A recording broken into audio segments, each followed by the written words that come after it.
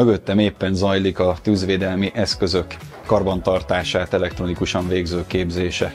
A mai napon közel 20-an szerzik meg azt a felnőtt képzési oklevelet, amivel ők igazolni tudják azt, hogy elvégezték ezt az elektronikus naplózásra hivatott képzést.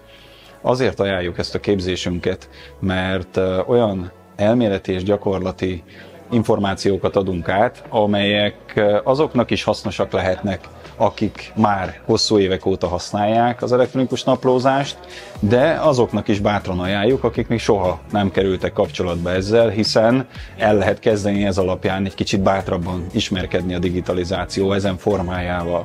A nap folyamán nem csak az elméleti háttérrel és a jogszabályi háttérrel ismerkednek meg a résztvevők, hanem gyakorlati feladatokat is végrehajtanak, sőt a végén egy vizsga keretében, vagy egy vizsgának köszönhetően megszerzik az oklevelüket erről a képzésről.